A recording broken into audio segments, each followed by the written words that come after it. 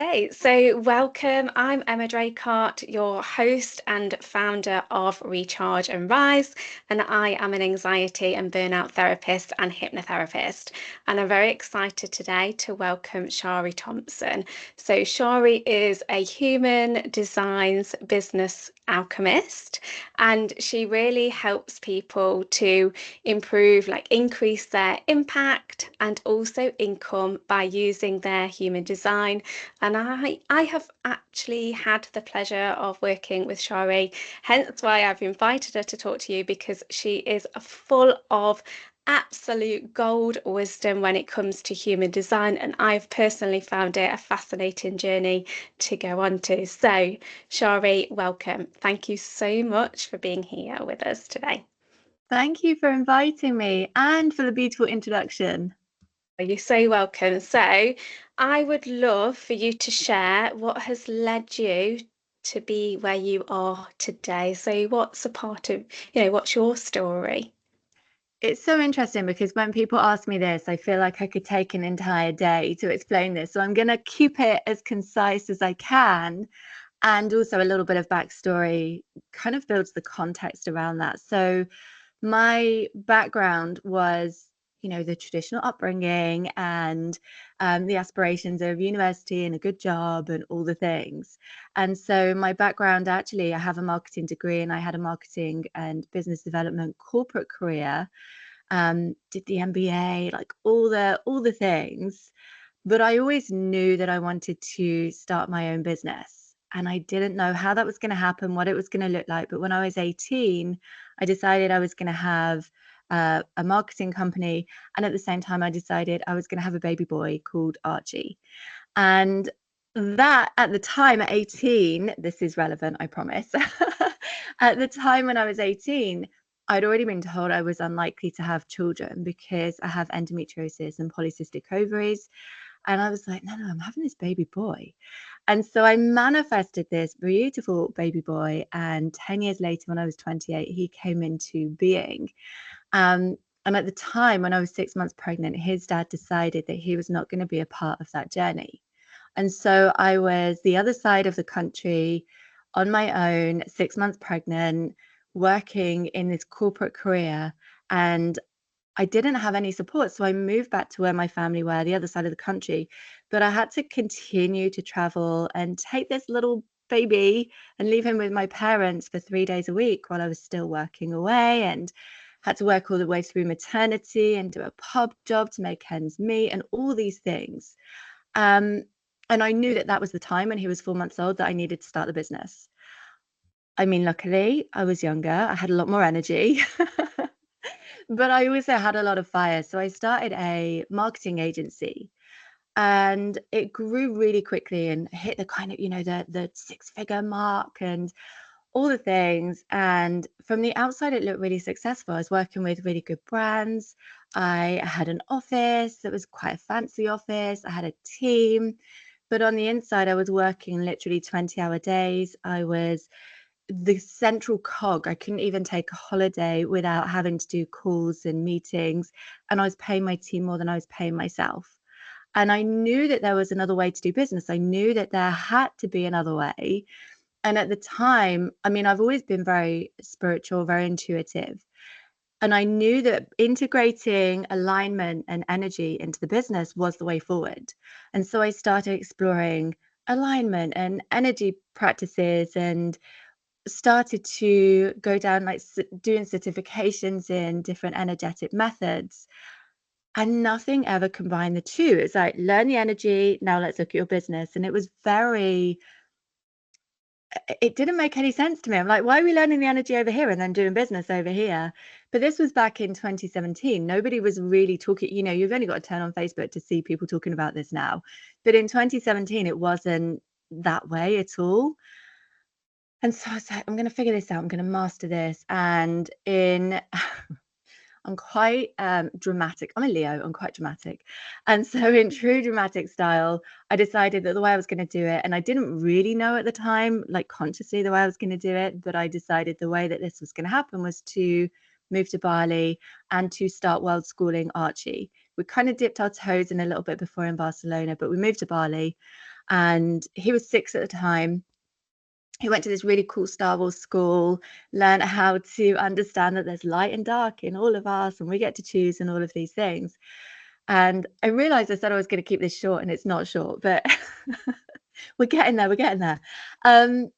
So in Bali, I thought, okay, I'm living in alignment with the message that I would like to share, which is you can have a business and create freedom. I wasn't in integrity with it before, so I couldn't share it. So I started to share the message and realized that I had to step more into alignment and started to release some of the contracts that I had in the agency that didn't bring me joy. And the universe, in all its wisdom, then released all of my contracts. So on the other side of the world, with my 6-year-old and no income, I'm like, okay, there's a part of me that's in deep fear, and there's a part of me that really trusts the process. And I knew that in order to move forward, I had to say yes to only the things that lit me up. And the universe brought me loads of contracts that didn't light me up. And I had to keep saying no. Like, that's terrifying, right? To not have any money and to have these opportunities for money to come in and to still be saying no. But it worked. And I mean, obviously, I wouldn't be telling the story. I mean, I probably would be, but it worked because I kept following what is going to light me up, what is going to light me up, and launched a program that then oversold. Actually, it didn't just sell out, it oversold with 2 social media posts. Within a year of working in this way, I had my first 25K month from this way of working. And it just felt really aligned and dreamy. And I'm not going to say it was always easy, because I think there's a myth in the world that you find alignment, then it's always easy. That's not how it works. It is easier. It is better for your vitality, your health, all the things, but it's not always easy in the way that we think it's going to be, in the way that the marketing world has done a great job at positioning this. But needless to say, it was better. So that's good. And I was not working 20-hour days. I continued to world school archery. We ended up in South Spain. And I met a lady who reintroduced me to human design. I'd actually learned first of all about it in 2014, and it didn't land at all. And she reintroduced me to human design, and she said, it's the science of the aura. And every part of me lit up, like, science, my brain was so happy, aura, my soul was so happy. And I was like, okay, I'm in. And as soon as I discovered that I was a 5-2 sacral generator, my entire process and what I'd already been embodying over the last year or so made so much sense. But also, everything that I had been creating from a business model perspective and what I was training my clients in fit beautifully with human design. And human design meant that I could make it more unique to each person versus, but this is what worked for me, which of course is only going to work for people like me, particularly generators, actually generator types. So it was a really, I mean, no coincidences, but it was a really beautiful journey in hindsight. And so that was in 2019. And I've been honing, embodying, developing, and, iterating, evolving all of the things since then. Well, thank you for sharing that incredible story and your experiences, but also some of like the authenticity and honesty about actually like living in alignment doesn't always mean easy flow, that there are still challenges, and how you got to where you are. So obviously you've touched on human design, but for those that don't already know what it is, could you please share what human design actually is? And I would love to hear a little bit of that, appealing to that scientific part of the brain rather than it being absolute, just magical. Well, it is magical, and yes, Obviously, yeah.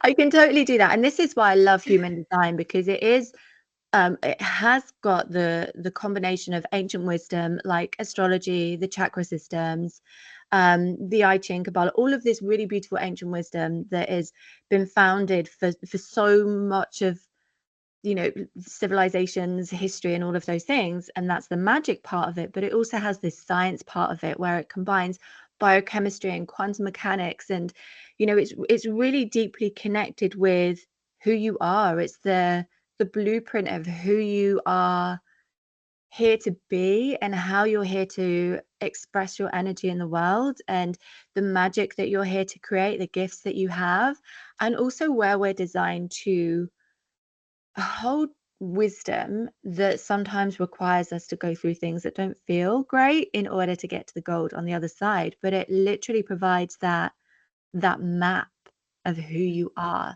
You know, when children are born and people say, but they didn't come with a manual. I'm like, they absolutely did. Let's look at that human design, because it literally is the answer to every question you ever had about yourself and about others, if you can get their chart as well. Yeah, okay. So thank you for that. So tell me about what can it teach us about ourselves then, firstly? Literally everything. And I know it's really annoying when people say stuff like that, but literally everything. For me, the most important thing that it teaches in the world that we're in right now, bearing in mind everybody is overwhelmed, everybody is burnt out, everybody is caught in we're taught to be walking heads. Ultimately, we're taught to really disconnect from our body and to come into our heads and to live from a place of logic and thinking things through, and that nobody's really taught how to be okay and be comfortable with their emotions and to process their emotions, or to tap into their intuition, or to tune into the wisdom in their body. So predominantly what I see in the world is that we're all brought up into our heads. Think about school, where as soon as you go to school, you're taught how to learn by what is already being told to you, and how to remember it, and how to recite it, and how to think about things. You're not really taught how to, what does your body want to know? What does your body feel? What is the wisdom in your body? And what I find human design does ultimately is brings you into a place where you can reconnect with the wisdom that is already in your body, and that you can work with your energy in the way that you're designed to, so that you're not in overwhelm, so that you're not burning out, so that you can live in alignment and be in alignment and work in alignment and relate and connect in alignment, and that you have more energy every day, and you have more joy every day, and that your health is better, like all of these things. But again, it's not a magic wand. It's not like, okay, this is going to show you how to do it and ta-da, you're there. It is a journey in itself, because we have to step into a place of trust. Mm. And most of us, we haven't had that for all of our life. We're really logical beings. We're in a masculine society. Ultimately, we're quick to find a logical reason or to look for a solution, versus being in our body and connecting with our body, and understanding, and even giving ourselves permission to follow what is aligned for us, versus what we think is right or what we should be doing. Does that make sense? Yeah, it does. And it's making me think that, and I know you have some insights on this, that there are different types of human designs, as we know, but in society, we're almost socialized to be a particular type. So, can you tell me a bit more about that? It's really interesting. And I think to answer it, I need to give you an overview of the types a little bit. So there's 5 different human design types. And I think actually the world is not built for any of the human design types. I would say it's more built for manifestors, that I'll speak to first. Um, but manifestors are not taught how to embody being a manifestor, because school conditions them out of it really fast. And I'm mama to a manifestor, so I see this playing out. And so nobody is living in accordance with their design, really. So there's 5 different types. There's manifestors, generators, manifesting generators, projectors, and reflectors. And I'm going to keep it very concise, because I know this can be really overwhelming when you're listening to this for the first time. You're like, what is she talking about? It's like a whole new language. So if you're a manifestor, you are one of 8% of the population, and manifestors are designed. Emma, are you a manifestor? Yeah. Yeah. So manifestors are designed to be the trailblazers, to be the catalyst. Like they naturally have this leadership energy inside of them, because historically speaking, they've been the kings, the queens, the leaders, the tycoons of industry, the people who saw what needed to be done in society for evolution, and then had that catalytic energy that would bring people on board to do that. So manifestors have this really powerful throat center where they can inform and tell people, this is what I'm doing, this is what I need to do. For example, with my son Archie, he's 13 now. He loves gaming, and he will say to me, hey mum, I'm in a tournament, don't interrupt me for 2 hours. I'm like, okay, great, thanks for informing me. You know.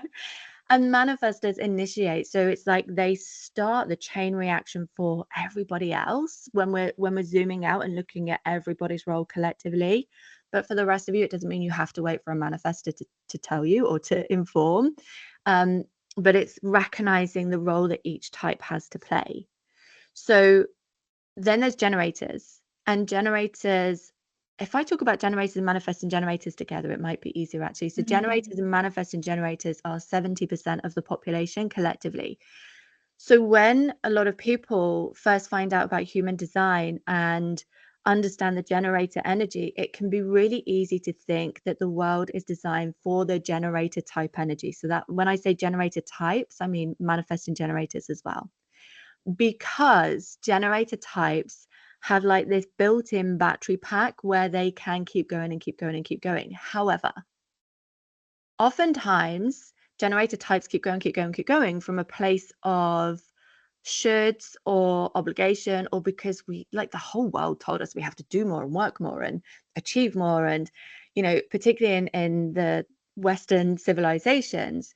But if you are not doing the things because you're coming from a place of, because it's aligned, then you will burn out. That if you're a generator or manifesting generators. So how you're designed to actually work is to respond, and or choose which direction you're going in is to respond. And that's to respond to the things that are outside of you, and to notice, you know, if somebody asks you, hey, do you want to do this? You're like, oh, yes, I want to do this. And you'll have this visceral response inside of you. You'll have this excited energy that moves through your body. And maybe you'll have a little that also accompanies it. For me, my whole body moves forward. I have this excited energy. Jazz hands often comes with it as well. I'm like, oh my God, yes, can we do this? Can we do this? And it's essentially what I said about my journey in Bali. I would say yes to the things that were exciting, and that is it. And you say no to everything else. That's as simple as it is say yes to the things that excite you and say no to everything else. And the more that you do that, the more that you will find that you're living in alignment, that there's more ease, that you have more energy, that you're in more vitality in your body. And the difference between generators and manifesting generators is that when generators say yes, they go all in, and they're like a cruise ship having a great time going in this direction, and they're very hyper focused, versus manifesting generators who are hyper focused for a minute and then they change, but you know, more than a minute, and then they move direction really quick. They're the jet skis alongside the cruise ship, and going in one direction, then another direction. So it's really natural for manifesting generators to move in direction and change and not complete things and move on to something else when it's aligned for them. And I think, you know, ultimately I can tell the difference between generator and manifesting generator by looking at their Netflix accounts, because generators, you're binging the same. Like for me as a generator, if it's not got more than 2 seasons, then I'm out, because what am I going to binge on? What am I going to be obsessed with, you know? And for manifesting generators, they start one thing, then move to another thing, then start watching something else. And then you've got projectors. And projectors are they say they're the new age leaders. Actually, they say this is what we're moving into in terms of leadership, because it's more about being efficient and effective than being busy. It's about seeing what is already there and making it more streamlined, because, you know, whilst you've got all the generators and manifesting generators running around, the projectors are kind of like the birds flying above them going, you know, there's a shortcut here and you know you can do this more effectively over here. And so projectors have this real potent energy that goes deep into whatever they're looking at or whatever they're exploring or the people they're working with or even conversing with. But what is important for projectors, who are about 21% of the population, is that they are recognized first and invited into sharing. Because if people are not ready for it, it's like their aura is this unicorn horn. If people are not ready for that, it can feel like a lot. And so in order to be in alignment, when a projector is recognized in their magic and then they're invited, it creates this positive cycle of transformation. Even in conversation, even if you're having coffee with a friend and they're like, what do you think I should do? And then a projector gets to say, well, I think this, and this, and then they go ahead and do it, versus a projector saying, you know what you really need to do, and then the person not taking any notice at all, which is really disheartening and creates resentment. It's not how a projector is designed. So the real magic for a projector is to first recognize themselves, because then it gets projected out into the world and then other people recognize them as well. And then reflectors. Reflectors are 1% of the population, and they are literally here to reflect the truth, to be the sage, to be mirrors to people, and to move through life by what is ultimately bringing them surprise and delight in terms of the environment that they're in and the people that they're surrounded by. If you're a reflector and you're not with people who really light you up or in places that bring you joy, then you need to switch it up, because that is going to be depleting in your vitality and your alignment and everything. You are the only types, the reflectors are the only types that are lunar beings. The rest of us are solar beings, and the reflectors are lunar beings because they're very attuned to the movement of the moon. Now, the moon moves through all of the, it's getting a little bit complex now, but I'm going to say it anyway. There's 64 gates in the human design chart. So when you look at it, you'll see all the different gates. They're the numbers that are down the sides, and then they're colored in. And the moon moves through each of the 64 gates during a lunar cycle, so roughly 28 days. And for a reflector, they feel the difference in that energy over those 28 days. So being able to attune to your body, not your mind, this is where your body becomes really important, to attune to your body and know how your energy is feeling and what clarity it's bringing you over those 28 days is really important. What you're going to look for as a reflector is consistent clarity. That is going to determine how you move in the world. And I think, to put it into context, everybody has a part to play, but we're so used to playing all of the parts. And so if I were to say, let's make a movie, I use this example a lot because I think it's really powerful. If I were to say, if we were looking at the example of making a movie, the manifestor might come in and say, I've had this great idea, I want to make this movie. And the manifestor would be the director. No, sorry, the producer. Get the right terminology, the producer. Then the generators and manifesting generators would respond with, oh, I'm so excited, let me get involved, what can I do? And they would be all the lights, camera, action. The projector would watch the movie and be like, we can film it better, we can do it in this way. And so they would be the director. And then the reflector would comment at the end and say, I like it or I don't. And they would be the reviewer. So everybody has a part to play. When we step back and really trust our part, then everybody lives a better life and more gets done in this world, ultimately. So yeah, that's an overview. Did I answer your question? I can't remember if I did or Yeah, not. so that's really helpful. And I think understanding the different types. And then I was thinking about how it impacts our energy. So, for example, I got to the opportunity to learn that I was a manifester, and Yeah. then it made so much more sense of how my energy flows. But like you saying, actually, the world around us might not be designed for that. For example, so my energy will peak, but then I'll have like no energy at all. And obviously, especially in like I'm not in a 9 to 5 position, but if I was, that's not ideal. Yeah. Understanding your energy. So could you speak to the different types and energy? Because especially when we're linking this to feeling overwhelmed and having, fatigue or, concerned about, burnout, energy is something that is really important for us to understand, isn't it? And I know that in my own experiences, there are ways that I have literally gone against my own natural rhythm. So I'd love a bit of insight into the different how energy shows up in the different types and how we can support ourselves better. Yeah, it's really interesting because there's two ways I can talk about this. So I'm kind of going to talk about them both. I'm going to give you the details and then make it super simple. So ultimately, the difference between the different energy types comes down predominantly to whether you have sacral energy or not. And the sacral center is the center inside of the human design chart that creates a generator or a manifesting generator type. And this is what I refer to as that battery pack. And so generators and manifesting generators have access to that battery pack, which gives them consistent access to that sacral energy.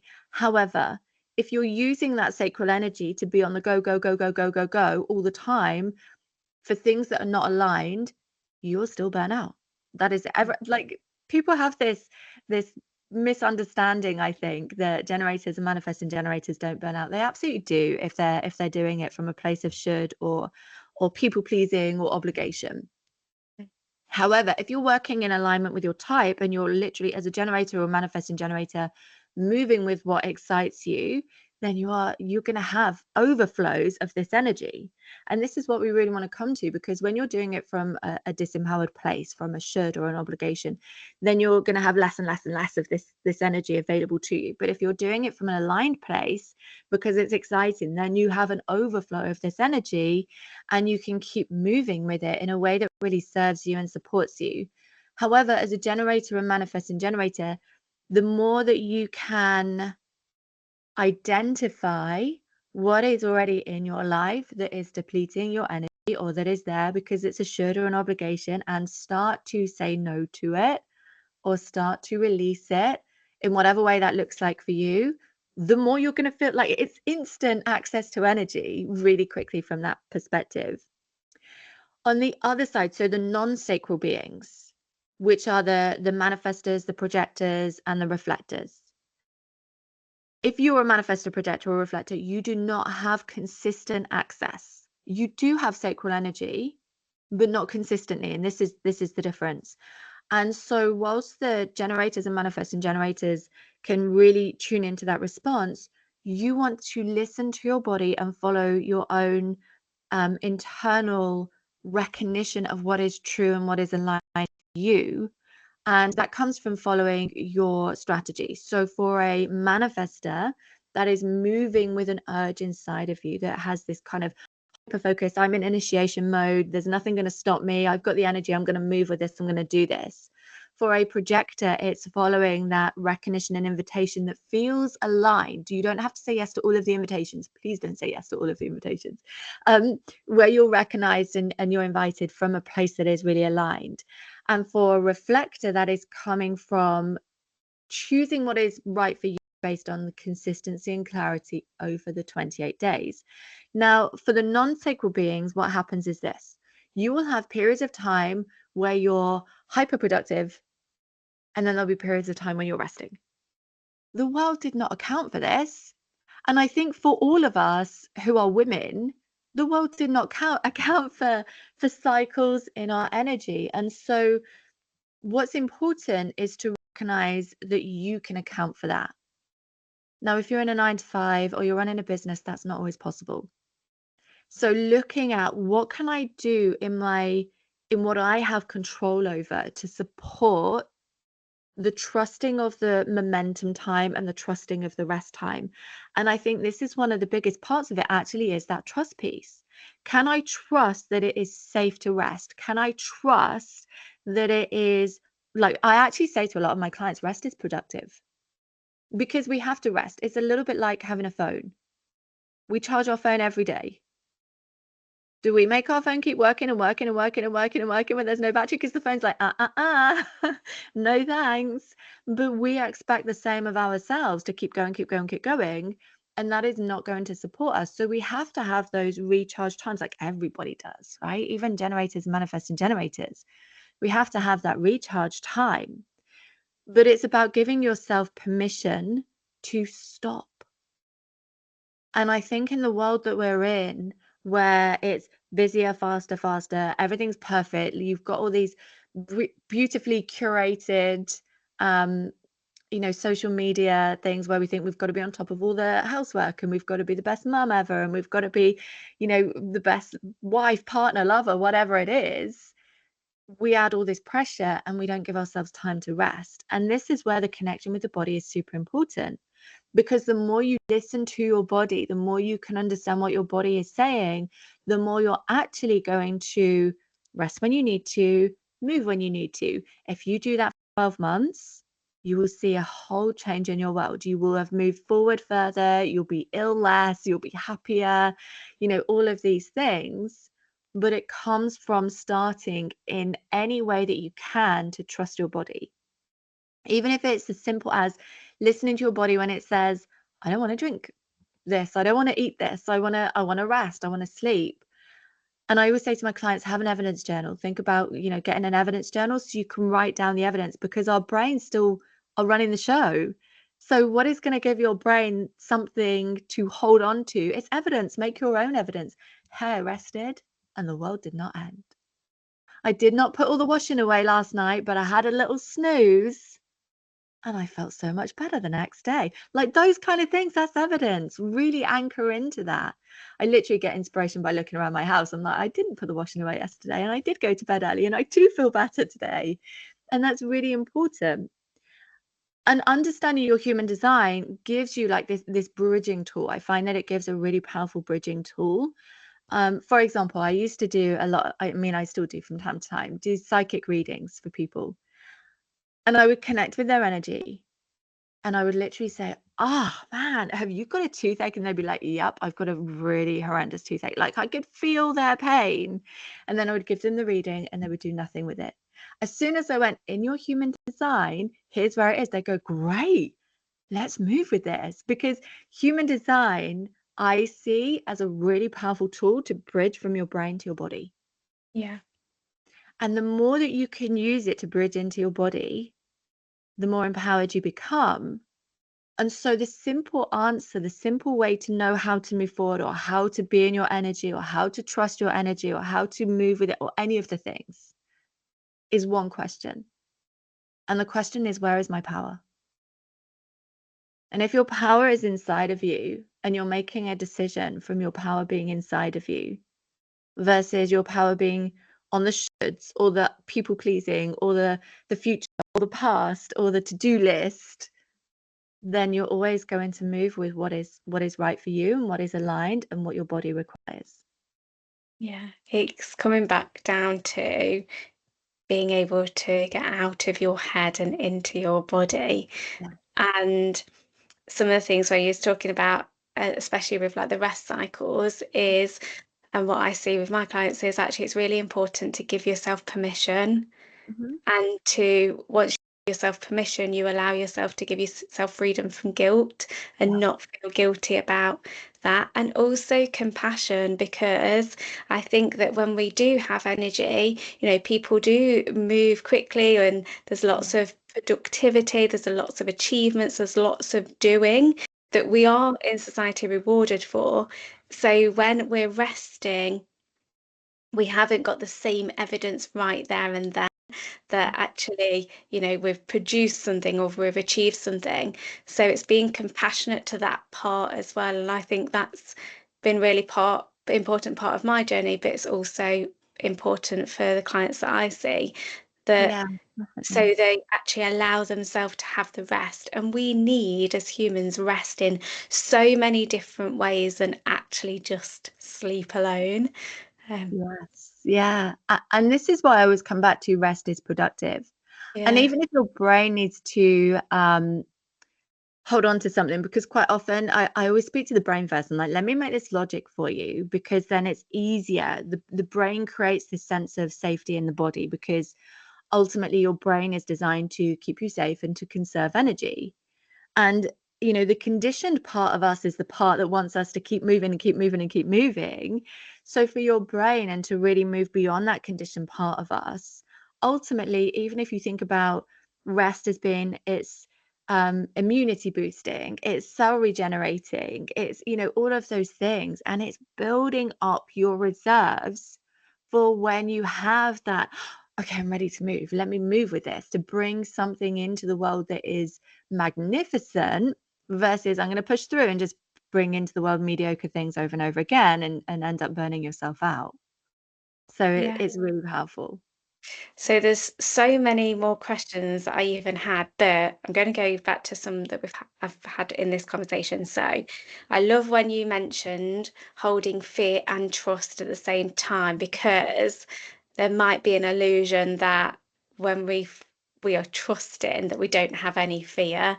Yeah. So I'd love your further insight on that and how we do that in practice, because especially when trust to me comes from like it being embodied, how do people move into trust? Mhm. And have you got any other words of wisdom about how we hold trust and fear at the same time? Yeah, I love this question. It gave me goosebumps.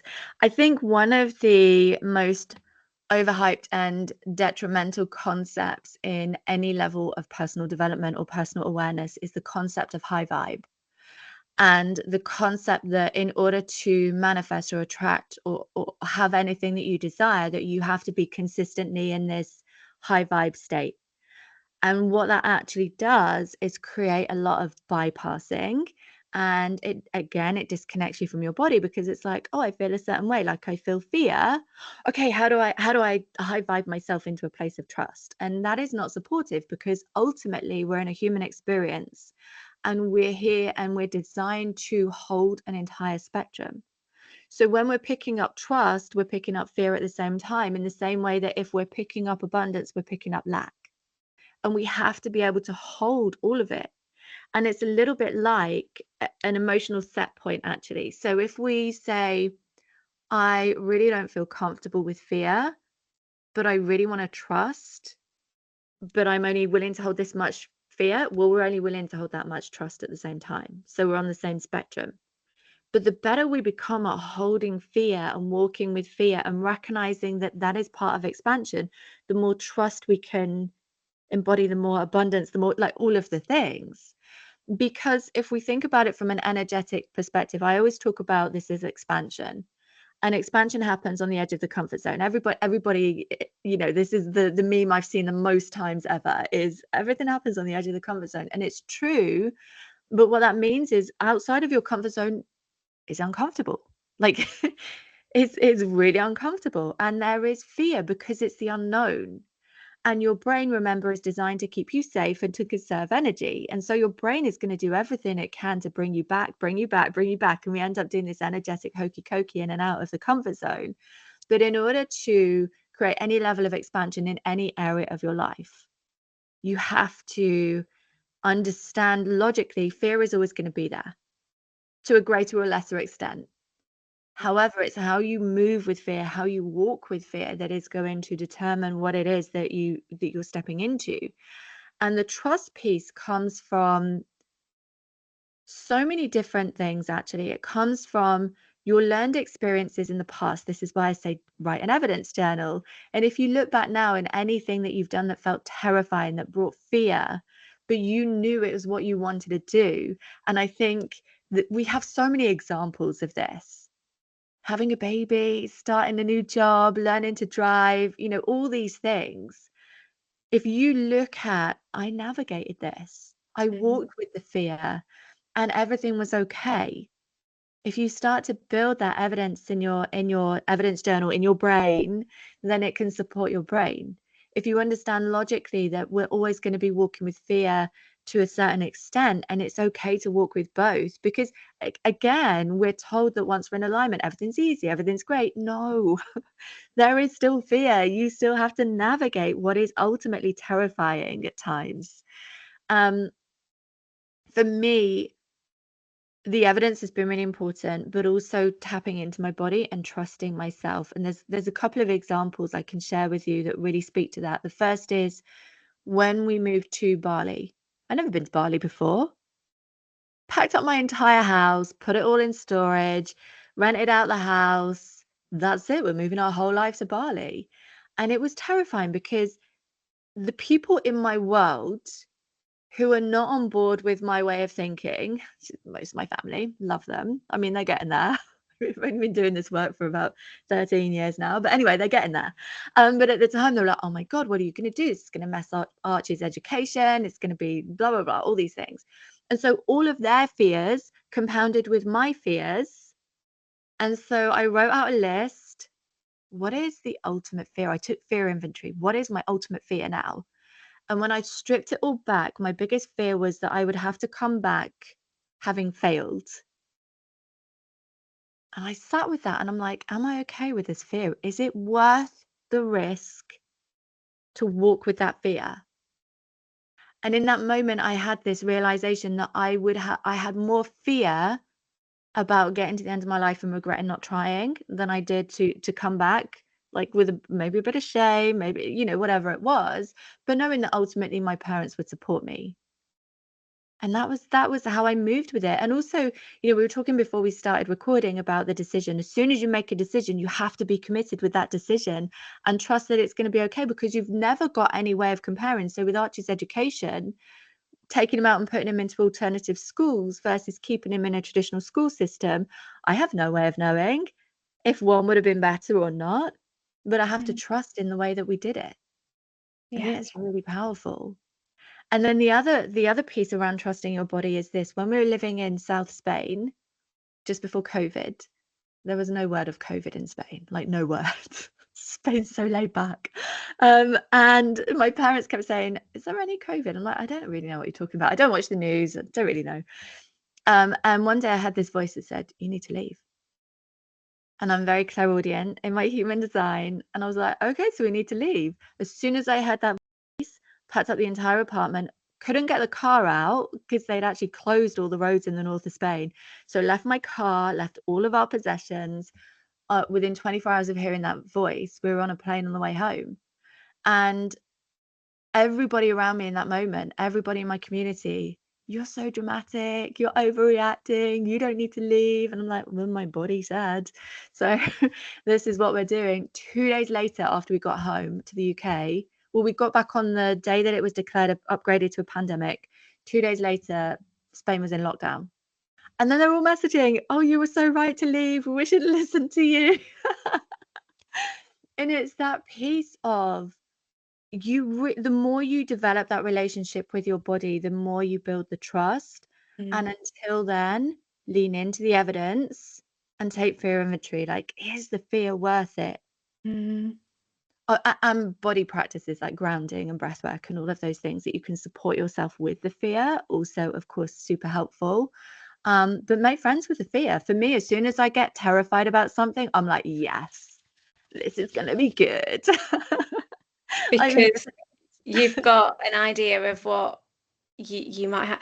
I think with fear as well, what I'm thinking is often we do have to hold something that we don't yet know. So it's trust in something that we can't yet see, or we haven't got that physical evidence for. It doesn't mean that that physical evidence won't come. And then also, thank you so much for sharing that story about Spain, and also people's responses to you, because sometimes trusting our body and our intuition does not make sense. It doesn't necessarily make sense to us, never mind other people. So if we're sharing that, we might have fears and worries about how 100%. people respond to that, what other people are going to say, and we just go along with what is right or what we should. So I think people push their own trust in themselves. So that's a practice that I know people can, when you have that intuition, actually taking steps towards that trusting in your own wisdom. 100%. And this is where the body connection comes in, because if you know where your power is, then actually it's very difficult to move that. And sometimes, even though it's contrary to what is logic and to the evidence around us, being able to really tune into that. For example, and if you don't have your own evidence of this, please borrow mine, because for me, there is nothing greater in the world than the manifestation of a baby. I saw how a baby is made. Like, we think it's just have sex and you get pregnant. Everyone at school was taught, don't have unprotected sex, you'll get pregnant straight away. I mean, I've actually seen that it's a miracle when I see the actual process that there's anybody here, actually. And So I had been told for many years I would not have a baby. I had surgery after surgery after surgery, and I kept saying I'm going to have a baby boy called Archie. I'm going to have a baby boy called Archie. And my last surgery I had when I was 28, the surgeon said to me, bearing in mind I've got all this stacked evidence from people who know a lot more about me, about the body than I do. And my last surgeon said, you need a hysterectomy because this is not getting better. It's getting worse every single time. And I looked at him straight out of surgery, high on all the drugs, and I said, no, I'm having a baby. He must have thought I was insane. He must have thought I was crazy. So a couple months later, I went to the doctor and said, can I have IVF? And the doctor said, you can absolutely have IVF, but I think you're already pregnant. And then, like, here's Archie, you know? So despite years and years of evidence from, I mean, that was 17 years because I started being in hospital from the age of 11 with this. And all of that evidence, I knew, even though people looked at me like I was crazy, even though there were these professionals that are like, what is she on about? I knew. And imagine if I'd have listened to that surgeon versus going with what I knew was true. And the more that you can tune in and the more that you can anchor yourself in. I mean, more recently, so Archie, he's a manifester. He decided he was not going to school anymore. And he was the one who decided to go back into mainstream school, actually, after world schooling and after COVID. And then he decided he didn't want to go to school anymore. And I felt the fears and projections of all the people around me from a well-meaning place, right? From my parents, from my family. And I knew that I couldn't say anything until I knew inside of me what the answer was. And as soon as I had that, it's like I visualized this column of power, this empowerment inside of me. And as soon as I said that, all of their projections and fears went, because I said, this is what we're going to do, X, Y, Z, blah, blah, blah. This is how it's going to work. To the point where their energy moved so much because it was a direct reflection of my decision and my empowerment. Their energy moved so much that they started arguing the case for me to other people who were saying, but what about this and what about that? And they stepped in and started going, well, no, here's how it's going to work. And I'm like, great, my work here is done. But it always starts with you. And the more you can build certainty in yourself and trust in your decisions, the more you see the ripple effect of that around you. Yeah, amazing. So the last question, I just would love some insight of how do people, what are the practices to help people really go from their head to their body? Like, what are the simplest ones, most effective? The simplest one I always have my clients do is, where's my power? If you start to ask yourself that several times a day, even if it doesn't mean anything to you at this moment in time, even if you're like, what's she on about my power? If you start asking yourself and you become aware of, where am I making this decision from? Again, is it for other people? Is it because I should? Is it because this is like the cure-all answer for everything? Is it because of what's happened in the past or what I think is going to happen in the future? Fear of the past, fear of the future, those kind of things. Or is it because this is what's aligned for me, what is true for me? If you stop and ask yourself 5 times a day, where's my power? What that is going to do on an unconscious level is start to bring your awareness to your body. No matter if your brain can make sense of the question or not, it is going to bring your awareness to your body. And the more you do that, and the more you can notice where your power is, and the more you notice, okay, I'm making a decision or I'm moving from disempowerment, how do I bring my power back to me? And what do I really desire? What do I really choose? What is really true for me? The more you're going to see changes and the evidence of that in your world, and then put it in an evidence journal. That's it.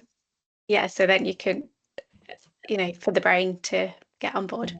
Yeah, That's 100%. really helpful. Thank you. Because I think we talk about embodiment, we talk about getting into our body, and I think that some people struggle to know how to actually do that and what does it feel like. And I think it is practice as well. The more you get used to it, the more you are used to it. And then final question is, what if you could share one piece of nugget or inspiration for women that feel overwhelmed right now, what would it be? The more you understand your human design and what that really means for you, in terms of the things that we've spoken about today, actually, you don't even need to go deep into the rabbit hole because that sometimes adds to the overwhelm.